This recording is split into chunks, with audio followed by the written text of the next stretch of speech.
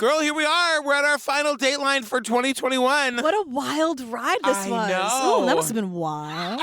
Did you have fun?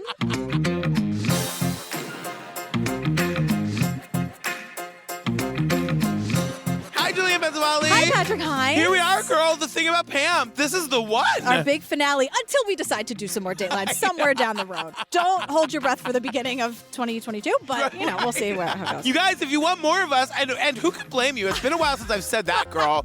Who could blame you? Makes me laugh every time. Because I can blame them.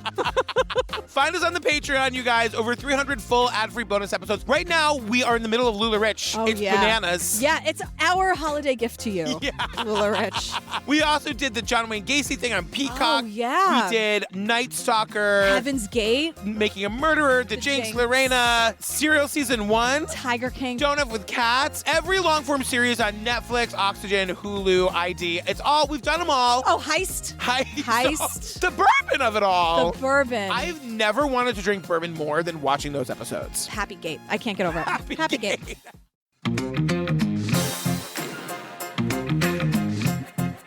All right, the thing about Pam is that this whole thing's bonkers. That's the thing. And you guys, I found the thing about Pam, and that's that it's bonkers. I knew nothing about this. All we know is that right at the top, Dateline has been following this woman and this case for years, and Keith is very excited to tell the story. Tell them what you told me before we started. They've covered this a lot, maybe more than any other case other than like OJ or JonBenet or something. I didn't know Dateline did that. I didn't know that they did multiple episodes. Our first two episodes were Mommy Doomsday.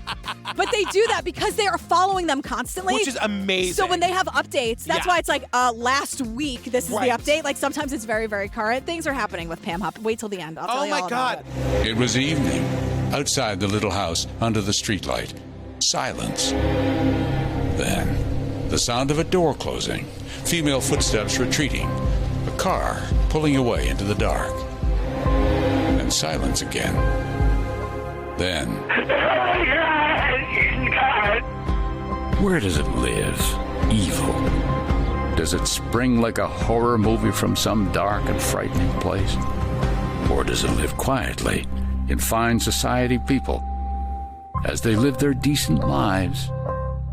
This story is about the evil that smiles and helps and sympathizes and kills. This is about such a woman as we had never seen. Though we followed her for years, we had no idea. Until now. So we start on December 27th, 2011. We're in a quiet little town called Troy, Missouri. Keith is telling us... It was December 27th, 2011. A quiet little suburban town near St. Louis called Troy, Missouri. It was evening, 7:30 or so. A winter chill was settling on the rooftops, frosting the lawns. Outside the little house, under the streetlight, was a post-Christmas silence. It sounds like he's telling us a spooky Christmas ghost story. He's like, it was evening outside a little house in the evening. And I'm like, Keith, more ghost stories. But then we hear, it just sounds like a fake-ass 911 call. 911, what is the location of your emergency? Okay, I need you to take a couple deep breaths so I can see what's going on. I just got home from a friend's house, and my wife killed herself. I just got home from my friend's house, and my wife has killed herself. And I said, is it just me, or is that like a suspicious way to say it? This is you on the 911 call. Yeah. This is how you... She's like, oh, my God!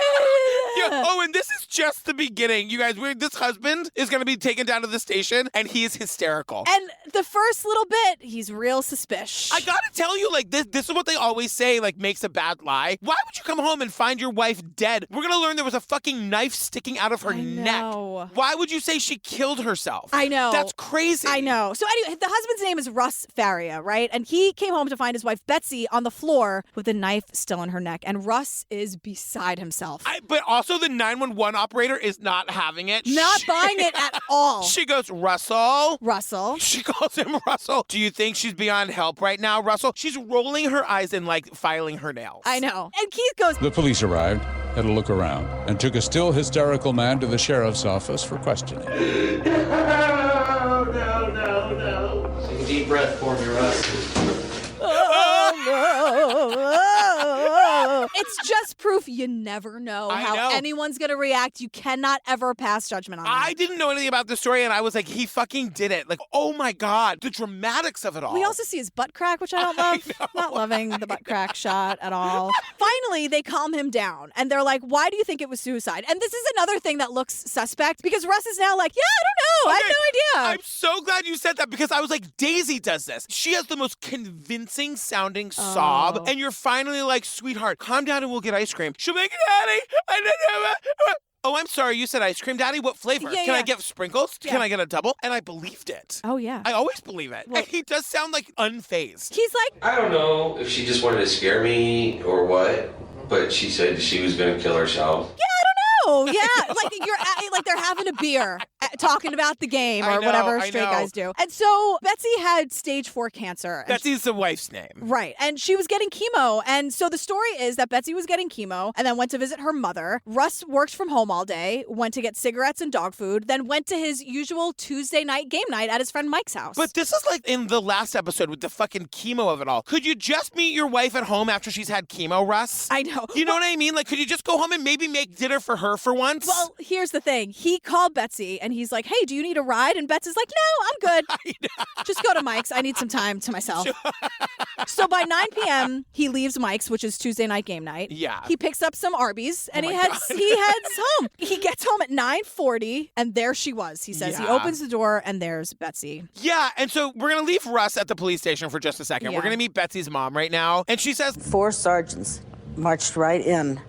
One of them looked right at me and said, Betsy's dead. That's the way it was announced to you? That's the way it was told to me. Blunt like that. Keith is like, I'm sorry, what? That's how they said that to you? Know. He's horrified, rightly so. And Betsy's mom's name is Janet. Yeah. And so we learned that Betsy was like super cool, really unique. She was a DJ. She started DJing at 17 years old, maybe younger. She had great parties. Yes. Like, look, someone who could throw a great party and has an awesome playlist. Like, come on. I try to be that person with a good playlist, so I just loved hearing that she was just like a fun person to be around. Yeah, and we also learned that Betsy's mom loved Russ. That like Betsy and Russ had gone to her when Betsy got cancer, and like she's just saying like he was really emotional. He really loved her. Like Betsy is like consoling him because he like loves his wife so much. And they were married for 12 years. Everyone's saying, you know, they had a great relationship. And we learn about Betsy, like she has cancer, she fights it with chemo, and it comes back. Yeah, it's stage 4. Like she's going to die in the next couple of years. And her big thing is like... But Betsy was determined to enjoy life while she could. Insisted they go ahead with plans for a cruise with family and friends. He wanted Betsy to do anything and everything that Betsy's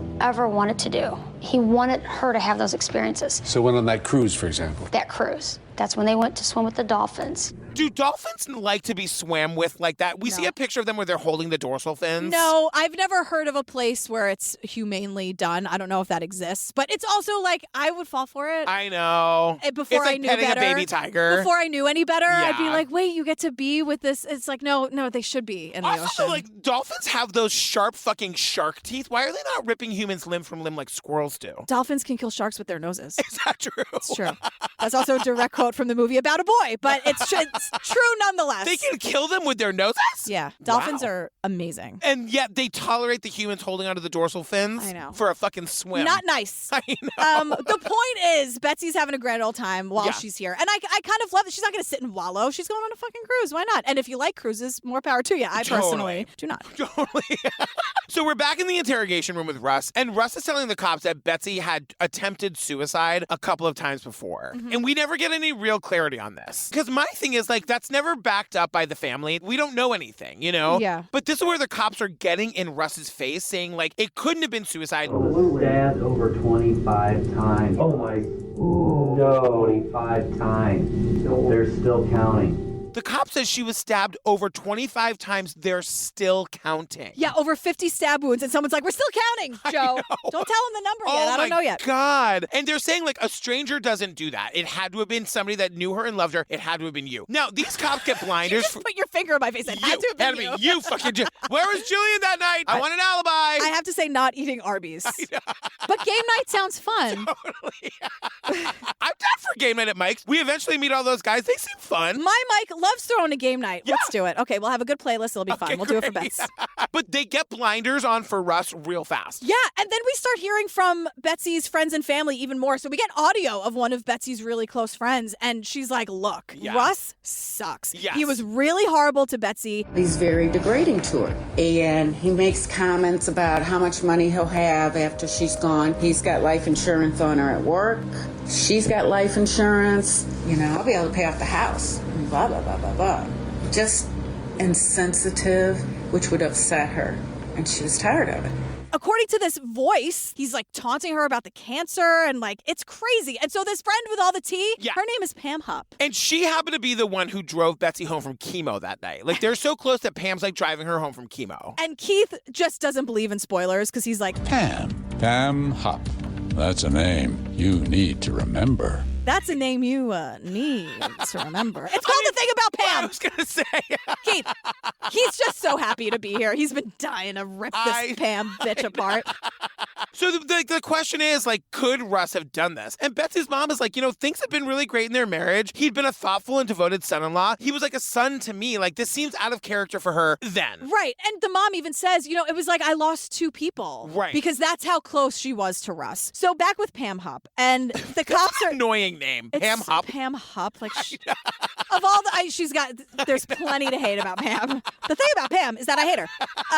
So the cops are like, were you best friends with Betsy? So just pay attention to what Pam's answer now, because we'll talk to Pam later and her answers are going to change completely. So first she's like, Betsy had a lot of best friends. Zillions of best friends. But yes, I saw her almost every day, every other day. Betsy had a zillion best friends, but yes, I saw her every day. So I was definitely the number one best friend. We've known each other for 10 years. We worked at an insurance company. We'd both been married twice. We had a lot in common. And so Pam is talking to the cops, and she's like, I know the truth about this marriage. Yeah. Russ was fucking terrible. He smokes in the house. Okay, as soon as they said that, I was like, throw him into jail. Death penalty for this fucking guy. Bad enough if the person is a picture of health, but Betsy was fighting cancer. So could Smoking you in put the the house. fucking cigarette out? Death penalty for this guy. I mean, no, we don't believe in the death penalty. Only in very special cases like this. Patrick's Only law. when it's more egregious than anything else you could ever do. Patrick's law. Patrick's death penalty. TM. And she's like, look, Betsy also was secretly planning to divorce Russ. Pam is such trash. We're going to get there. Eventually, we're going to talk about Magic Mike XL for a very specific reason. Pam is so full of shit. I know. So what happens is, according to Pam Hupp, Just a week or so before her death, Betsy and another friend had gone to Branson, Missouri, supposedly for fun, but, said Pam, they were actually plotting their escape. They had talked about moving down to Branson together and leaving their husbands. So last weekend she wanted to go to Branson and talk about it and make a plan. and they were both planning to leave their husbands together. Right. So put a pin in that. We cut back to the Russ interview, and they're like, were things great in your marriage? And he's being really honest. He's like, we did argue quite a bit. 5 or 6 years ago, we did talk about splitting up, but like there was never any violence between us. And Russ is also like awkwardly draped in a blanket because he was hysterical before. And I just see the cops. Ridiculous. I just feel like the cops are like, this is what you do to comfort someone, right? You put a blanket on them. It doesn't look comfortable or comforting. He's wrapped in it like a burrito. And I feel like Russ is like a big guy in the blanket. Like the towel is not big. But it's gigantic at the same time. And I feel like he feels like he can't take it off.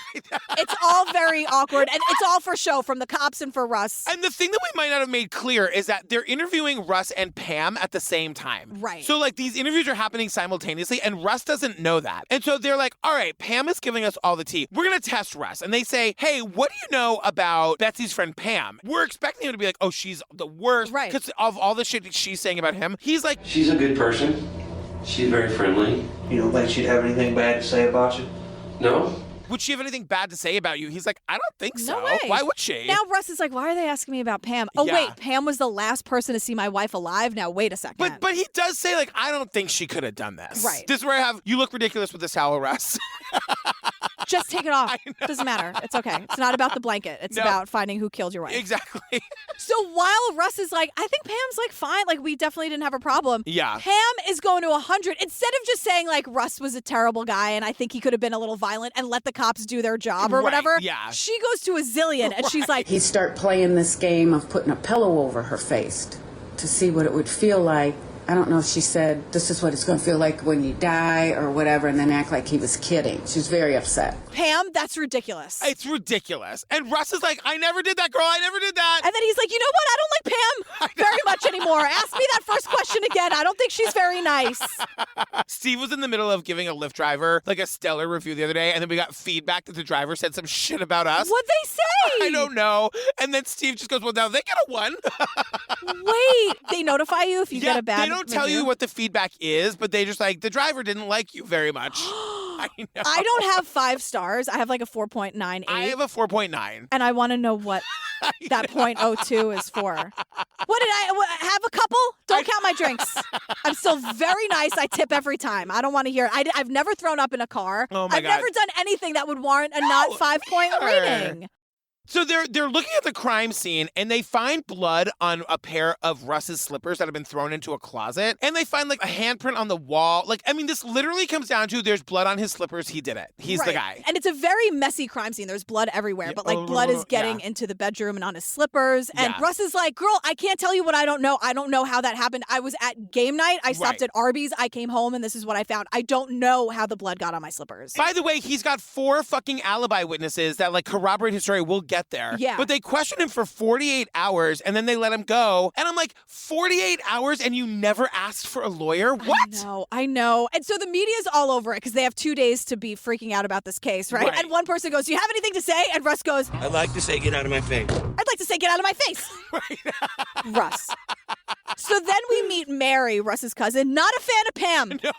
No. Didn't like her, didn't like that Pam was running her mouth to the media. She was accused, even at the funeral, she's pointing her finger at Russ's face, accusing him of murder. Yeah. So the day after the funeral, all of a sudden Betsy's family, who like had loved Russ up to this point, all of a sudden they've got new memories of him being like super awful to Betsy all the Pam time. got to everybody. Yeah. Betsy's friends and family appeared to have taken a hard turn against Russ. They were remembering things a little more like Pam did. Many people would describe him as a pig. There was this anger in him that he could hide and he could put on a front. Okay, here we go, you guys. Now we find out that, like, days before the murder, Betsy made Pam the beneficiary of her $150,000 life insurance policy. Because Betsy hates Russ and is terrified that Russ is going to blow all the money once she's dead. So Betsy and Russ really have a bad marriage. I think it's not the best marriage. Yeah. I think they've probably been through a lot. I mean, I think they're Because my big question was, why did Betsy do this? So, okay, you're saying she was afraid that he was going to blow the money, so she's entrusting it to Pam, so Pam will give it to their kids when their kids are older. Yeah, so because she says to Pam, look, just make sure my daughters have money, please. I trust you more than my husband. Can somebody get that in writing? Like, can we just get it? Like, why don't you just leave it to your daughters? I agree with you. So the only thing that's in writing, just to be clear, is that Betsy has transferred the insurance policy to Pam. There's nothing about the daughters in writing. And people are saying, is this the thing that would make Russ so mad that he would kill her? Exactly. You know? And so Keith is like, anyway, the cops decided that the details don't matter and that Russ did it. Right. So the cops charge Russ with first-degree murder 8 days after the murder. We meet Russ's very, very sexy attorney. Joel. I love Joel. He's so hot. And Joel does like the good work here. That's why he's so cute to me. He believes Russ right away and he works his ass off for his client. Totally. And he says about Russ, he's like, My sense of Russ is a good person. Rough around the edges, but ultimately a good person. And Keith is like, Joel, can you elaborate? What do you mean rough around the edges? He's not going to be the most tactful person in the room. He's not going to be the most gracious person in the room. But those aren't really the things that matter. What matters is what's inside, and when you get inside of Russ, he's a good person. Well, look, he has no tact, and there's not an ounce of gratitude in him, but you know what? He's a hell of a guy, Keith. So we're learning. You know those Arby's sandwiches were not for his wife that just finished fucking chemo. He got 2 Arby's sandwiches, and they were both for him. Can you imagine coming home from chemo for the second time you have cancer, and your husband asking if you want to hang out, and you being like, no. I know. They were not in a great place. No. No judgment there at all. He's not a murderer, but they were not in a great place. We have to be real about it. And for Joel to be like, no tact, no gratitude at all. Not a best guy, but also hell of a guy, Keith. So Pam's story about this insurance thing is that Pam and Betsy met at the library. Betsy was there already, detail. Right. They organized the paperwork, and the only witness to this was the woman behind the counter. Yes. Joel's like, nope, calling bullshit. Totally. Absolutely not. Joel, doing the work, goes to find the woman behind the counter who was the witness. So Schwartz found that girl at the counter, and she said it wasn't like that at all.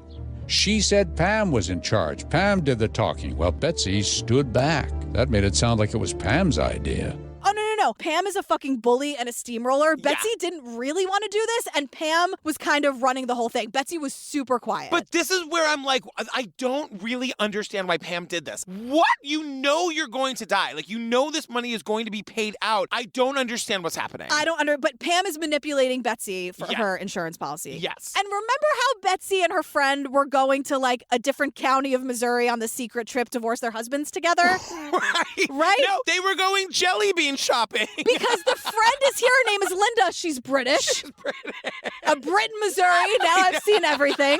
And she's like, no, it's quite the opposite. We bought jelly beans, love. We went to the strip shopping. We were in the jelly bean store. She told me how they were Russ's favourite candy. So Russ was on the phone and he was picking the ones that he liked. And when she got back home, they were going to eat those jelly beans together. Russ was on the phone picking out the jelly beans he liked. It was his favourite candy. Also, jelly beans is your favourite candy? I do love a jelly bean, though. Do you? I love a jelly bean. What's your favourite flavour?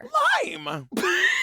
Okay, at least you didn't say licorice. Licorice, anything sucks. Remember they would have like butter popcorn jelly beans? Oh, the Jelly Bellies are out of control. Because they have, like, there are some that are, like, snot flavored. Like, they try to trick you. Okay, enough.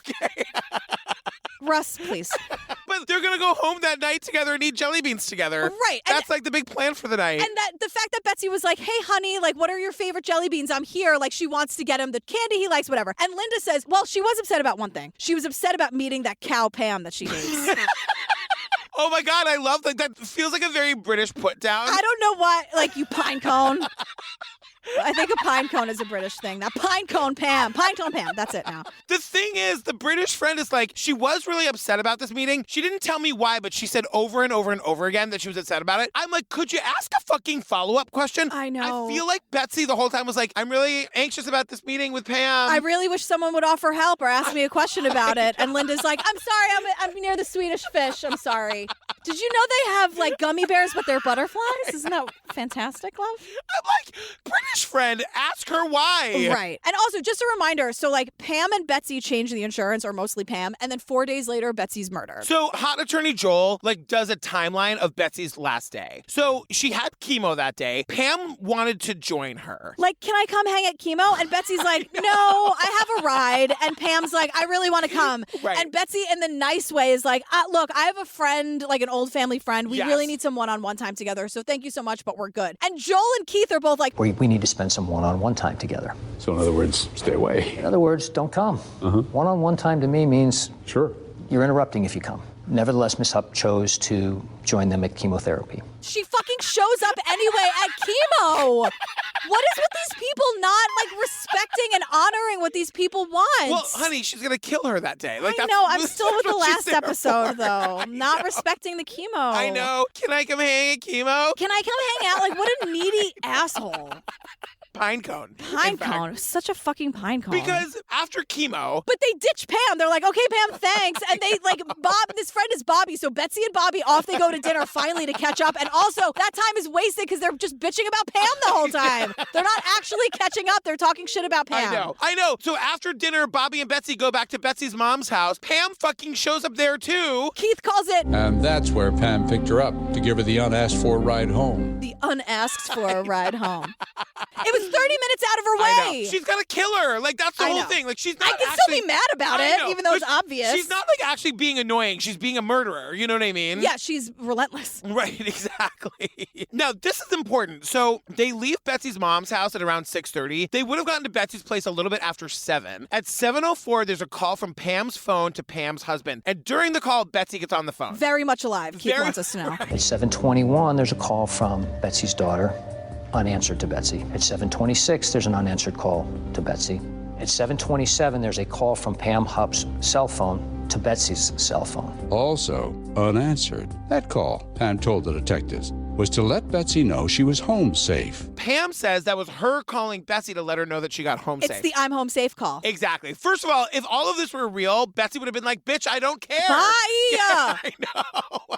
But the truth of the matter is, like, Joel, the hot lawyer, is like, that's impossible. Right. There's absolutely no way, based on how far away Pam lived, she could have been home by then. So Pam's like, well, no, I wasn't all the way home. I was mostly home. So Joel is like, I see your I was almost home. He goes and gets the cell phone records. He's like, bitch, you were at most 3 miles from Betsy's house and at least standing in her fucking kitchen. Exactly. Also, that is a valid thing. Like, if people leave my apartment, like my friends who are women or whatever, like, let me know you got home safely. That's totally valid. But also, don't crash someone's fucking chemo appointment. Totally. Can I hang a chemo? No! So now it's 2 years after Betsy's death. Russ, the husband, is on trial for murder. You guys. Oh my God. So Joel, the lawyer, is like, don't worry about it. I'm actually, even though Russ is on trial, I'm going to put Pam on trial, basically. Yeah, and the whole thing is because the prosecution firmly believes that the husband did this, they're prepping Pam for trial. And they're like, look, the whole thing that they have to hold against you is that you were given the life insurance payout and you were supposed to give that to the daughters, which you haven't done yet. It's been 2 years. The cops are basically telling her, you now have this money and have not turned any of this money over to the family or the kids. That's correct. That's a huge problem because by your own volition, Betsy has told you that she wants you to hold on to this money to make sure that the family, the girls are taken care of, yet they haven't seen a dime of that money.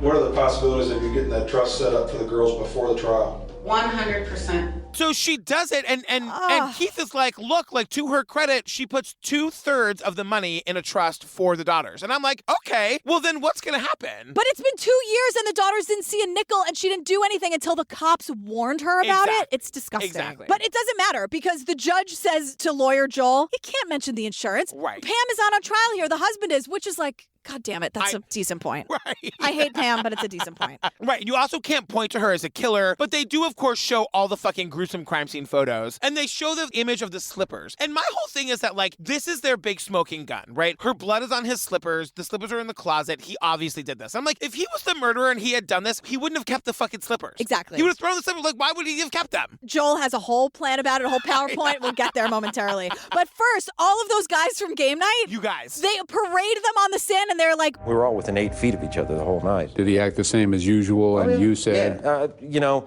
I looked over at him and he was dozed off for a second. But again, I didn't think anything weird of this. Because we know about when she died. We know she had to have died around 7 o'clock because rigor mortis had set in by the time the paramedics got there. So they know she'd been dead a couple hours, probably died around 7 o'clock when fucking Pam would have been dropping her off. And all of his game night friends are like, he was with us till 9. Right, and then he went to Arby's. So for sandwiches for him, not for her. Of course. So Russ coming home at 9:40, that rigor mortis, that time works out that she'd been dead since 7-ish. Yes. So by the time he gets home at 9:40, she's in that condition. He's got a rock solid alibi. And Joel, the hot lawyer, is like, there is no way this jury is going to convict this guy. Exactly. And the medical examiner is like, can we talk about those 50 at least stab wounds? A lot of them were post-mortem. It was like suspiciously deliberate. Like the cut on her wrist, post-mortem. Yeah, and they know that because a gash on the wrist like that, there would have been blood everywhere. There was not nearly enough blood for that. And Joel's like, speaking of blood, thank you so much, gorgeous Patrick, for bringing it up. How do I explain Betsy's blood all over Russ's shoes? Easy. It was staged. Exactly. Because he says There was no imprint of a shoe in the blood,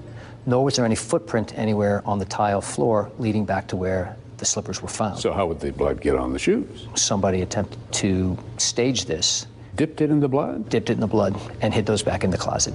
And Joel's whole point is like, look, Pam Hupp did all of it. She got the insurance changed, then she killed Pam for the money, and then she framed Russ. So I went, Attorney Joel is convinced he's going to get acquitted. No, he gets life. No, he gets life. Joel is devastated, and I'm like, and so is Russ, I'm sure, Dateline. Right. Oh my God. So we get this interview with Russ and Keith, and it's from 2014. And this is how long they've been covering the case. And this is where we learned the murder of Betsy Faria was the subject of 5 Dateline episodes. Wow. Starting from 2014, 2015, 2016, called Game Night, then Return to Game Night. Oh my then God. Stranger Than Fiction, and now The Thing About Pam. When Russ sits down for his first interview in 2014, he's like very quiet and meek and soft-spoken. You expect him to be screaming and yelling because we're all at 100. Because he's innocent. And he's innocent. And he's like, I just want to declare, again, my innocence. I'm innocent of this. I can't imagine ever being mad enough to do anything like that to anybody, let alone my wife, whom I love.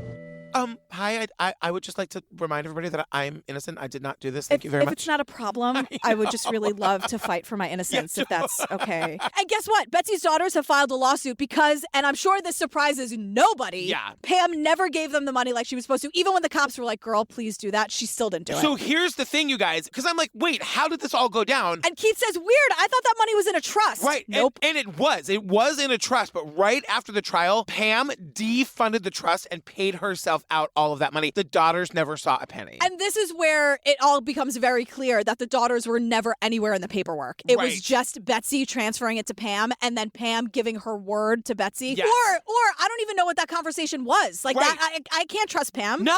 I have no idea. And so this is where hot lawyer Joel is like, I'm not surprised. Like, obviously, I know this woman is a monster, but this is some shit the special appeals court needs to hear. This is the kind of thing that could get Russ a new trial. Right. So he files a special motion and this never happens, but it's granted. He gets the hearing. Right. Oh my God. Even Keith's like, oh my God, you did? I know, because I feel like the judge going through the paperwork was like, what? Yeah, like, again, new judges for the win. New, fresh eyes on things. It works. Yes. Also, Leah Askey, prosecutor, hate her. I know. I hate her. I know. Because she meets with Pam before the hearing. We see it. They're like old friends gossiping. And Pam's like, what are the chances of making the judge believe us? Do you have another martini? Great. And they're talking shit about Joel. They're like, oh, Joel, that drip. Feelings hurt because they lost. Isn't used to losing. Right. And so that's really what it's about. In my opinion, that's what it's about. So to me, it's doing a disservice to the taxpayers and citizens here. Prosecutor Leah, can you ask fucking Pam why she never gave any of the money to the kids? Make her explain that. And the whole thing is, like, I have to remind myself they don't care. All they want to do is protect the integrity of their win. Yep. They don't care about the kids. They don't care about Betsy. They don't care about Russ. Like, how bad is it going to look for them if this gets overturned and he gets out of jail? Like, they fucked up. You That's can't do Leah all cares of it. about. You can't ask her the question and know the truth and then just still fight. Because, Leah, why did you get into this line of work? I when mean, you were 18 and deciding to go to law school, you did not get into this line of work to protect your fucking wrongful conviction. You did this to help people. Gossiping. And you have forgotten that. Gossiping. Yes. I mean, even the way, like, to talk to a lawyer like that in this real, I can't believe how casual they are. It's wild. Just one quick question. Are martinis an option? With me, always. Okay.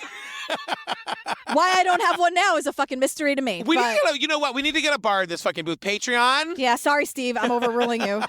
We're doing it. So now it's June 2015, a year and a half after Russ was convicted. And now we're at that special hearing that Joel got. That's a miracle he got it at all. Yeah, and the judge is like, this is all fucked up. And yes, you're getting a new trial. And thank, again, new judges for the win. Yeah. So Russ is thrilled, obviously. They're having cocktails outside the courthouse. He's released on body. Yeah, they're doing shots outside. I was like, well, that's illegal. That's illegal. That's illegal. Everyone stop. Who cares? I just want him to get rearrested for some small fucking infraction. I know, like, still in the courthouse, just like throwing back shop. So now there's a new trial in a few months. So by November 2015, which is not a lot of time for Joel to prepare. And Joel's like, girl, I've been preparing for 2 years. It's fine. But this is the whole thing. In preparation for the new trial, Pam is re-interviewed. So remember before where I was like, pay attention to what she says because it's going to come back. Yeah. Remember, how would you describe your friendship to Betsy? In the first interview, Betsy had like a lot of best friends. Yeah. In the new interview, you guys get ready. Here's a bombshell, everyone. Pull over.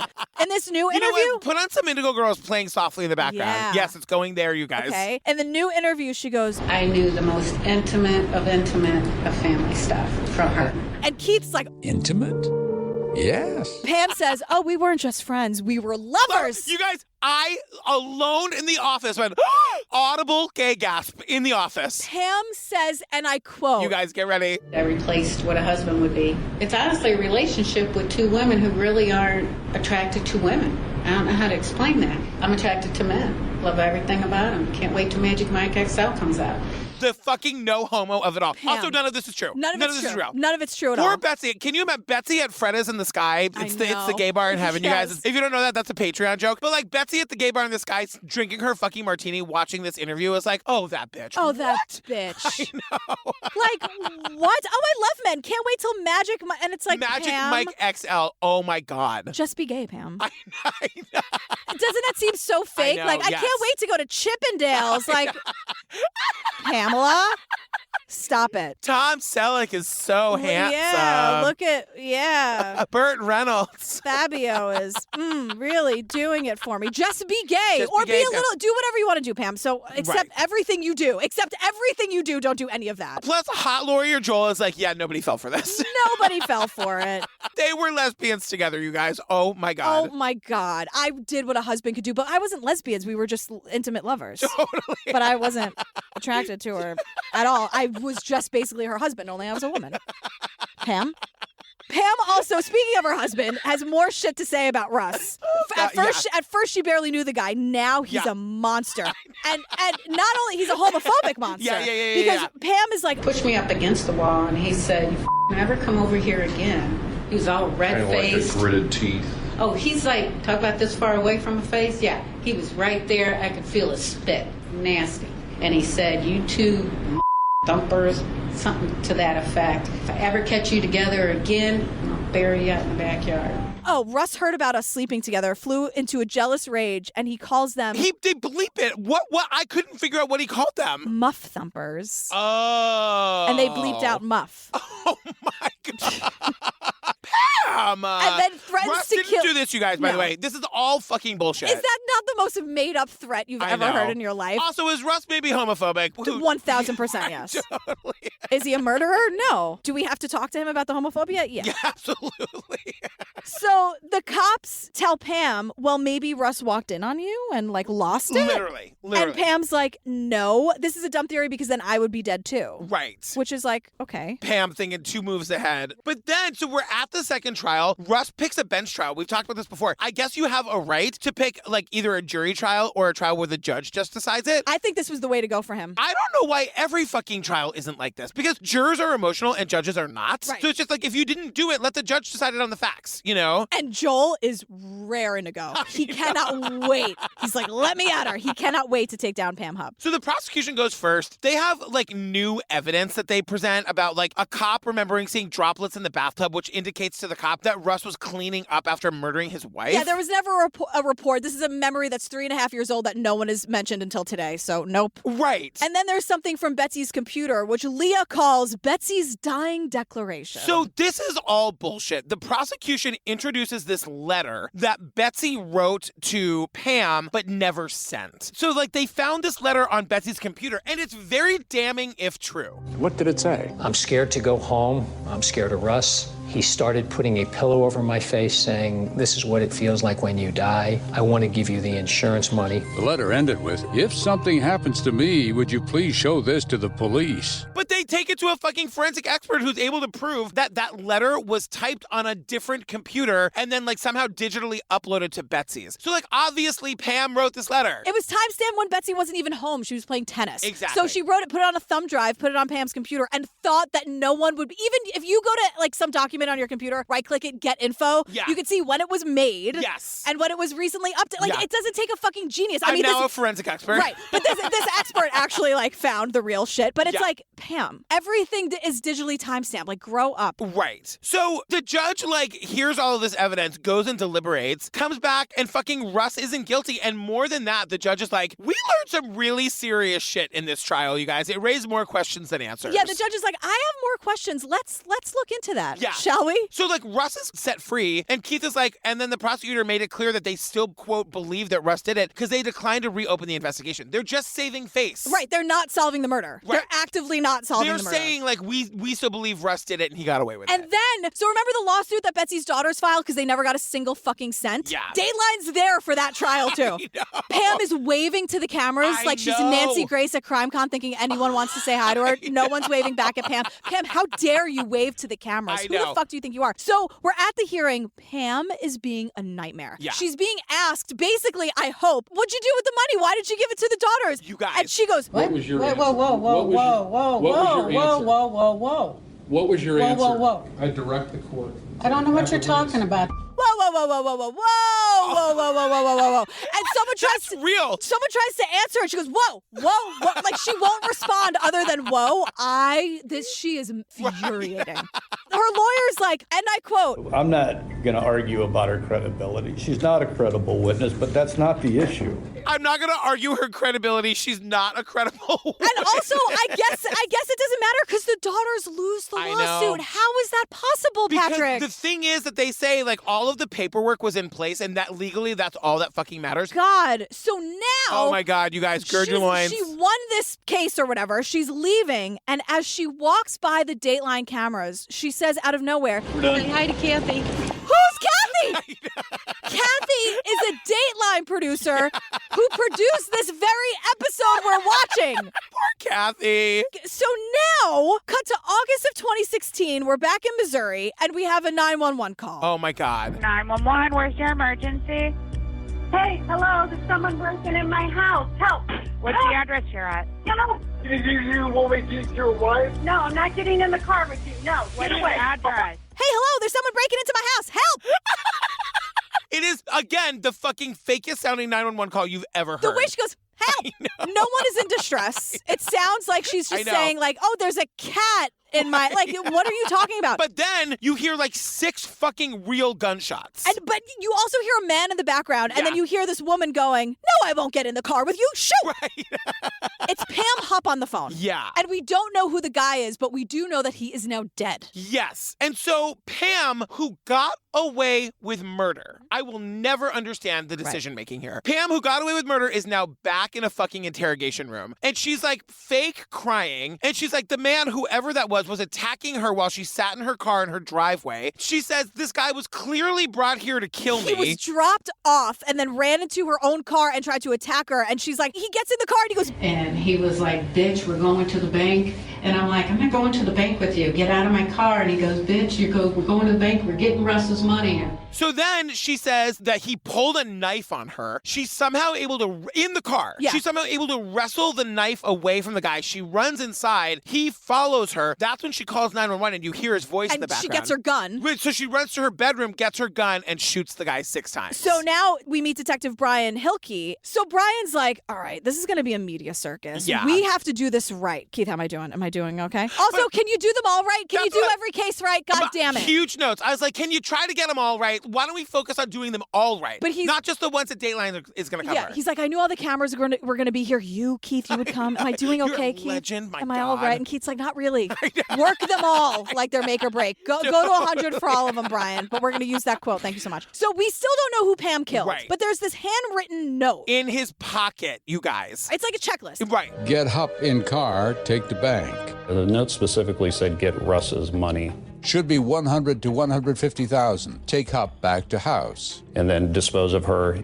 Make it look like Russ' wife. Make sure knife is sticking out of neck. It's like a fake fucking note that's made to look like somebody came to kill Pam as like revenge for people thinking that she killed Betsy. Right. So Russ... This is wild. It's ridiculous. It's wild.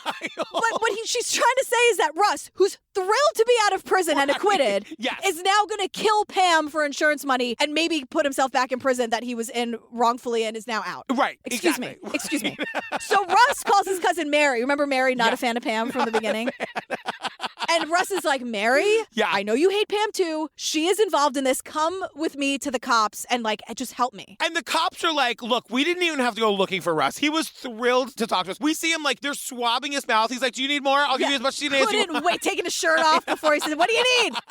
Russ is cleared, obviously. Totally. Also, Russ, keep your shirt on. I know. Keep your pants on, As everybody. president of the Keep Your Shirt On Club, keep your shirt on, Russ. Except if you're Ryan Phillippe. Exactly. Or whoever else you feel like searching Ryan today. Reynolds. Yeah, all the Ryans. So they're like, what the hell happened? They start with the 911 call. They hated it. Yes. They're like, this sounds like a bad actor. It's really a very bad 911 call. And they tell us something that's really interesting. Most people don't realize that before you get picked up by dispatch, your call is being recorded. If there was a struggle, if somebody was trying to kick the door in, push the door in, threaten her, we should have been able to hear all that. And there's no sound, no communication until the operator says 911, what's your emergency? And then suddenly. And then it's like action. She hits 911, boop, it's complete silence. Yeah. And the minute the dispatcher picks up, that it's, oh my God, Pam. I mean, that's a thing that they shouldn't tell us. I know. You know what I mean? Like, we get too much information. They said they were like, it was basically like someone called action, and then the worst actor on earth was then on the phone, and her name is Pam Hupp. Right. Oh, and then we meet prosecuting attorney Tim. Do you love Tim? Yes. He's very cute, too. Oh, my God. He's a good-looking guy. He's devastating to look at. And he's like, he's right, which is very helpful. Yeah. You know, for me, they can't be cute unless they're right. Yes. He also, I'm like, one of us should care about that. He also, at one point, gets up and walks across the room, and I'm like, oh, he works out. Oh, yeah. Takes care of himself. So Tim's like, look, I hate the call too. And it wasn't just the call. Right. And there's a random piece of old carpet. It was almost like this piece of carpet was placed there on purpose. Where was it? Right outside the bedroom, between the garage door and the bedroom door. And it appeared that somebody might have not have wanted to get blood on their actual carpet. Basically, it was staged because she didn't want to get blood on the real carpet. On her actual carpet. So she's like, let me lay out, like, from the garage or the basement, like, the spare carpet. Totally. He perfectly falls on it. And so the, like, carpet is still pristine. Like, Pam, priorities. I know. So this poor guy, his name is Louis Gumpfenberger. Yeah. And this makes her, if she was not just the scum of the earth before, this makes it even worse. This person had brain damage from a car accident. He's 33. He lives with his mother. And, like, he couldn't even run. He was severely incapacitated. Yeah. And he's not a suspect at all. He's a victim, full stop. But the question is, what the fuck happened here? Right. You know, like, that's what's like, wait, what? So Keith tells us that, like, murder investigations are so often achingly slow. Can take months, years, but not after the shooting at Pam Hupp's house. That was different. So now the cops are trying to put things together, and they realize that 6 days before Louis was killed, the cops got a call from a woman named Carol. You guys are not ready for Carol. You really are. Fucking bonkers. So Carol, minding her business outside her house with her dog. You guys, we should let you know that she's got a surveillance camera facing the street. Everything that you're about to hear, we see it. Right. We watch it happen. Minding her own business. Oh my God. A woman pulls up. Hey, I'm from Dateline, the television program.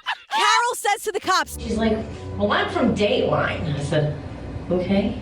She's like, the TV show? I said, I've heard of it. I'm not stupid. I've heard of Dateline. I'm not stupid.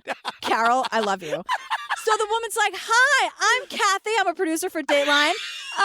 Could you we just want to record something for us. We'll pay you $1,000 in cash because there's no paper trail. Isn't that great? Says no paper trail. So remember when Pam said hi? Tell Kathy I said hi? Yes, she's pretending to be that Kathy. And Keith is like, hold on a second. Right. Real important PSA, you guys. Keith really wants us to know. Just an aside, by the way, we don't pay for sound bites or interviews. We just don't. We just don't. Keith, I believe you.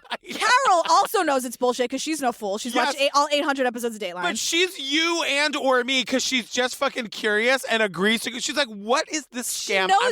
She knows it's bullshit, but she's like, I'll get in the car. So you guys never get in the car. Don't do it. Quote Kathy, air quotes Kathy is like, oh, so not her real name, Kathy. Not her real name, Kathy. The come and get me call. The I'm home call. Exactly. Oh my God, not my real name, Kathy. Not her real name, Kathy. Says, oh, we just got to do a not her real name, Kathy. We invented that. We invented. All right, Sarah Koenig, coming for you. Only took us 800 episodes, but we did it. So not her real name, Kathy's like, ooh, real quick, Dateline policy. You can't bring your keys, your wallet, your phone, your cigarettes, nothing, because the other producer doesn't like clutter. Ooh. So Carol knows that this is all bullshit, but she does it anyway. She's like, all right, I'm down. And then finally, her gut's screaming at her. Yeah. She's in the car for 30 seconds, and she's like, you know what? I'm out. I'm out. Get me out of the car. So Carol calls the cops immediately. Oh my God. Describes this woman, not her real name, Kathy. All I saw was her big white teeth, her stupid smile, her short blonde hair, and her black SUV with her blue shirt on. She was short, chunky. The look on her face, she had a permanent grin, smile, it was just weird. Smirk. Yeah. You guys, it's Pam Hupp. Not her real name, Kathy, is Pam Hupp. Driving around this area of the world pretending to be Kathy from Dateline. But Carol, God bless her, with her security cameras, gets her license plate. Yes. Right? So that's how we know. But then also, Carol gets out of the car, her life spared, I guess. Pam Hupp, as Kathy, finds this other guy, Brent. And Brent's like, Pam, because she pulled the Dateline shit with him too. $1,000 in cash for a reenactment, but leave your keys and identification at home. But I also love that everyone's like, do not fuck with my Dateline. No, That's my everyone's show. like, what? That's my program. And even Keith is like, to be clear, Pam was using our identity to find a victim. Dateline got their identity stolen by not her real name, Kathy, and it's really Pam. But the point is like Pam found some person she could take advantage of, and it was Lewis. And what she's telling him is that, hey, I work for Dateline. We're here like reinvestigating a murder. We need to do a reenactment, and we need reenactment actors. So she told him what to say. So that man's voice on the phone when he says like, well, I need the money or whatever. Yeah. Pam told him to do that, and he thought he was doing a reenactment. Then Pam turns around and shoots him 6 times, and he dies. She is so like, I hope she fucking burns in hell. I hate her. Yeah. So then we get this like computer expert. Yeah, this is amazing. This is incredible. So he's like, I'm on top of it. Because they know what happened, but they've got to be able to prove it. Like, they've got to be able to prove that she somehow found Lewis and brought him back to her house. Like, that's the only way they're going to be able to prove this. Right. So the computer expert gets Google to give him Pam's location history from her phone. So they get a warrant and everything. They do it on the up and up. They don't just like... So they can see where she went and when she was there. I get the data and I pull it into Google Earth to plot it. I can see when she left the house. I can see everywhere she went. And as I scroll in, I stopped. There's a pin on his apartment complex. One of the pings is literally on his apartment. And it is such a clear map that the expert's like, I checked, I double checked, I triple checked. Like it was almost too obvious. Then they confirm it by going to every business that they can find that has a security camera between Lewis's house and her house. Yeah. And they have video of them in the fucking car together. Like a bakery's camera, and someone's Good like, job, bakery. Jesus, can we give that bakery $10 billion? I know, but someone's like, the video's grainy and tough to see. I'm like, yeah, we know. I know. God, but it got the job done. And it's chilling because you see him like being driven to his death. Like, fuck Pam. Yeah. God, I hate her. Yeah. So, and even Keith's like, Life, for would-be devious criminals, must be so burdensome of late, with all those smart devices we just can't seem to live without. oh man, criminals sure do hate technology. Gets them every time.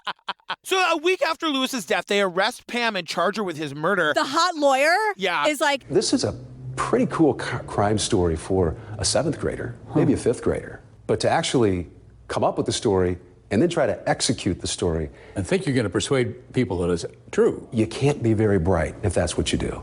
That's what she did. And the prosecutor is saying that he wants her to face the death penalty. Yes. Again, we're not death penalty people, but he's saying that we reserve that for the worst of the worst. And like to lure like a mentally challenged person, he's like, she's the prime candidate for worst of the worst. right. And then we get her stupid defense attorney, He's Nick. so fucking stupid. I don't even want to talk about this guy. Keith's, Shut up, Keith's Nick. annoyed by him. We're annoyed by him. Moving on.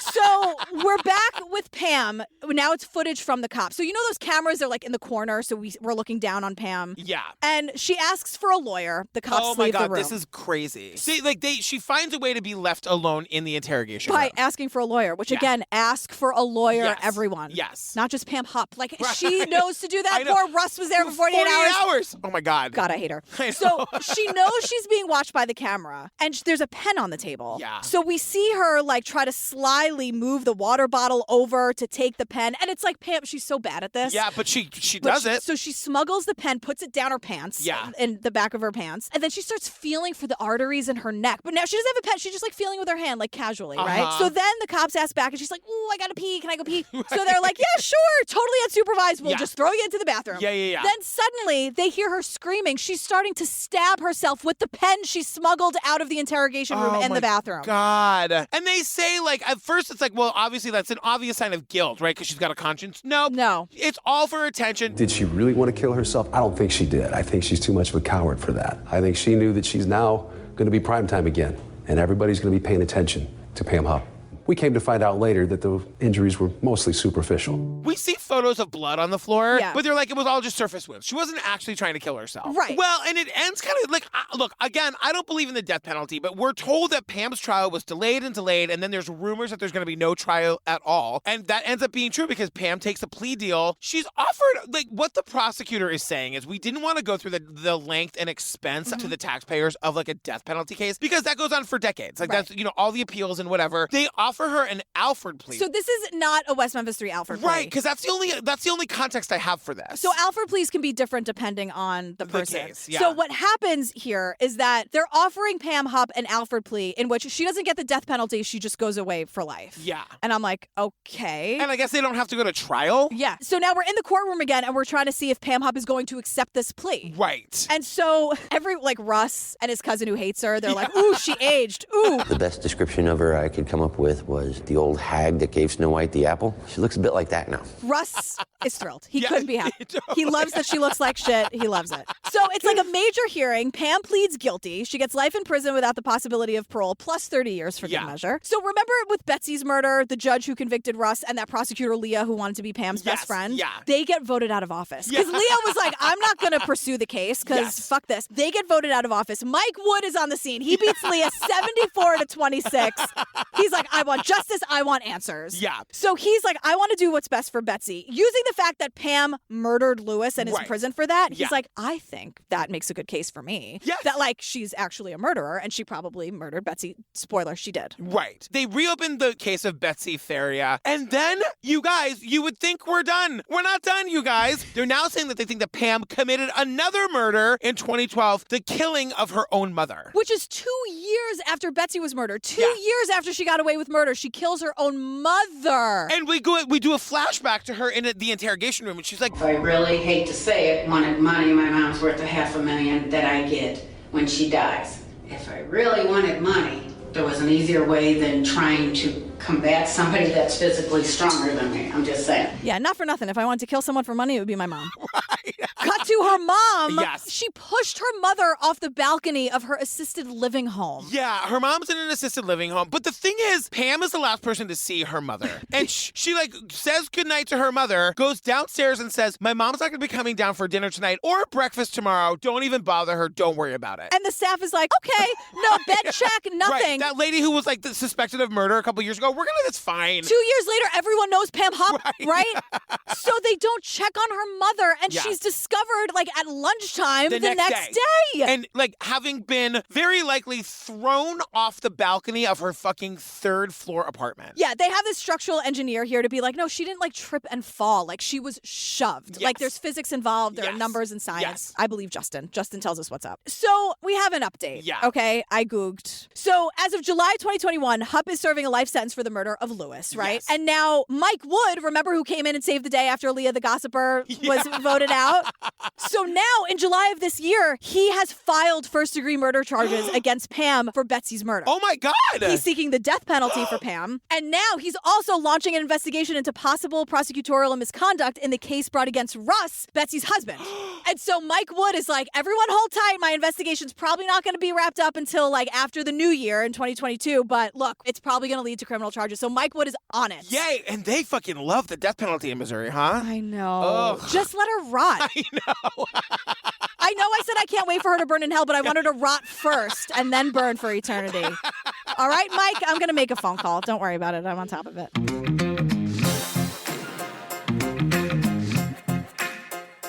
Oh my God, that's it. We did our 10 Dateline episodes, you guys. I hope you loved it. I think we had fun. I had fun. So much fun. Hey, just a reminder, there's a whole other podcast called A Date with Dateline. Yes. If you want more of this, go find them. It's such a good show. Everybody loves it. And they've done all the Dateline episodes, so if you liked a case, go check it out because they absolutely did it first. Go check out A Date with Dateline. Bye. You guys, if you want more Jillian and me, find us on the Patreon. Over 300 ad-free full bonus episodes to down. I say download a binge really fast. You get those episodes that are available to you right away. Right. And so it's what we do on the regular feed, ad-free, and then also bonus episodes like, The Jinx and The Vow and all those long-form series. And you got all those travel holiday plans coming up. Take us on the car, take us on the plane. Yeah. You're going to be glad you did it. Heist, Lula Rich. Sometimes they're fun. Yeah. They're not all traumatizing. No. Sometimes they're a very fun time. You guys follow us on Instagram as well. It's True Crime Obsessed Podcast. I'm Patrick Hines _ Right. And I'm Jillian with a G. We're making good content over there. I sure hope so. Yeah, totally. I sure hope so. All right, we love you guys. We love you. Thank you so much. Bye. Bye. But Insurance Mike calls Betsy a really neat lady. And And Mike has great things to say about Pam, too. She was indispensable. Another really neat lady. Not as neat as Betsy, I'm sure, but she's fine. Everyone's like, maybe he was a dick that one time. Right. And now somehow he's a murderer. I know a lot of dicks, okay? Right. So yes, actually, if that's important to any of you, I didn't think it was important at the time. That's why I didn't say anything. But Russ, the husband, the violent husband, used to pretend to kill her and hated her so much and then called us muff number. Yeah, he was there. If that's important to you at all. I'm so sorry to bother you and interrupt you. I gotta go. Like, if I walked into a home and saw what I'm about to describe, I'd be like, that person's a serial killer. But Pam actually is. In this area of the world, everybody knows Pam Hupp. And, like, she's like a local fucking, what's the word for like a bad pariah? Yeah, totally. Nightmare murderer. Imagine you live in a neighborhood with a woman who's had 5 Dateline episodes about her.